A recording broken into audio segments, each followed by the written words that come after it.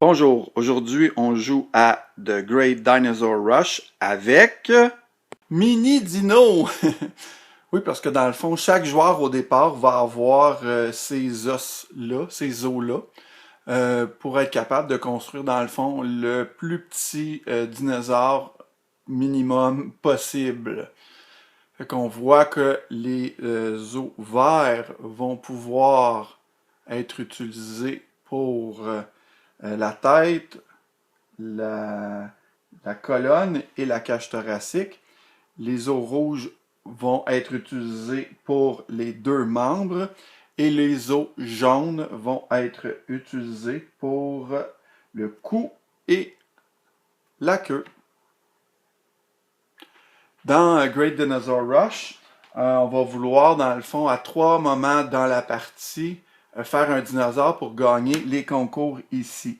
Fait que si on veut, par exemple, gagner le concours de la grosseur, on va vouloir augmenter, mettre plus d'eau pour la cage thoracique, comme cela. Si on veut, par contre, gagner le concours de hauteur, on va vouloir allonger le cou et le membre le plus long, comme cela.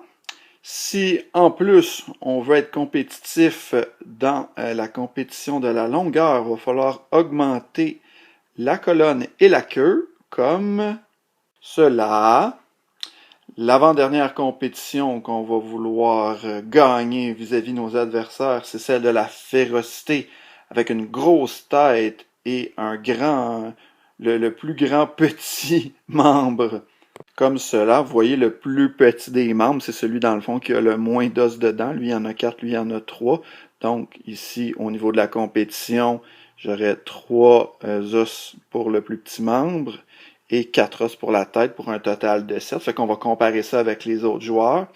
Et la dernière catégorie, c'est la catégorie de l'unicité.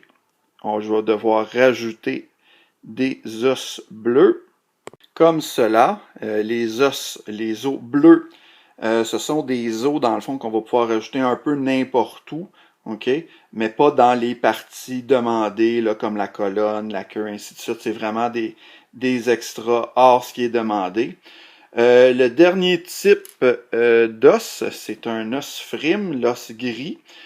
On peut le placer dans le fond n'importe où. Il y a par contre une spécification, c'est qu'il ne doit pas toucher à plus d'une couleur.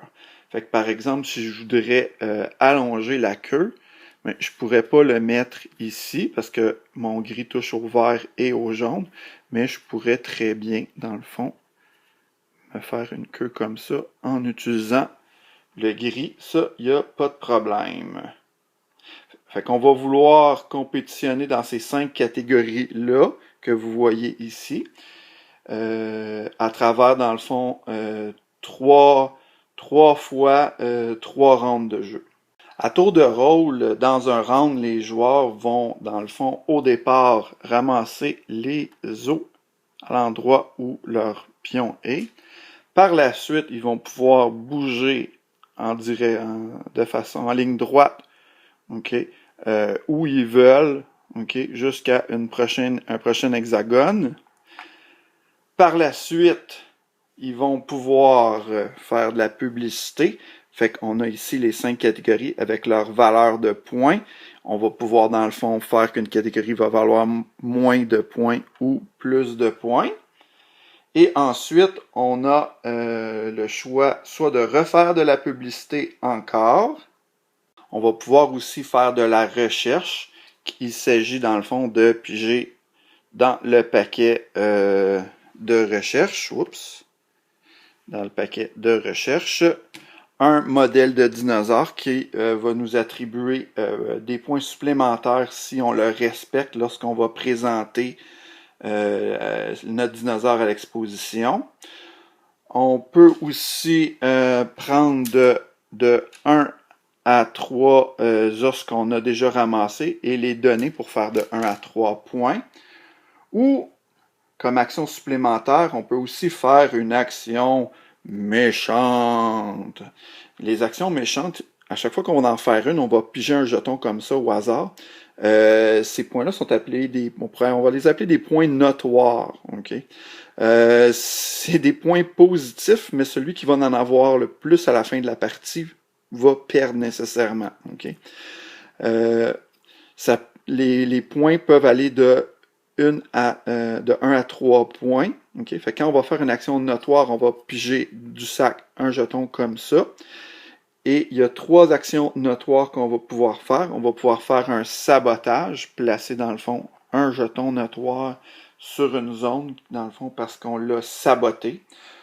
On va pouvoir dynamiter la zone où on est, autrement dit, prendre les os qui sont là, puis en piger 3 autres.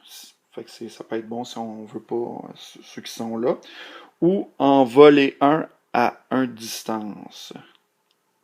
Fait que dans la partie complète, on va jouer 3 rounds comme ça. On va faire une exposition, on va scorer les catégories et nos fonds de dinosaures s'ils les respectent. On refait le tout 3 fois avec des dinosaures dans le fond de plus en plus gros parce qu'on va accumuler de plus en plus d'os. Puis à la fin, celui qui a le plus de jetons notoires, il perd. Puis celui qui a le plus, sinon c'est des points pour les autres, celui qui a le plus de points à la fin, gagne. C'est tout. Bonne partie.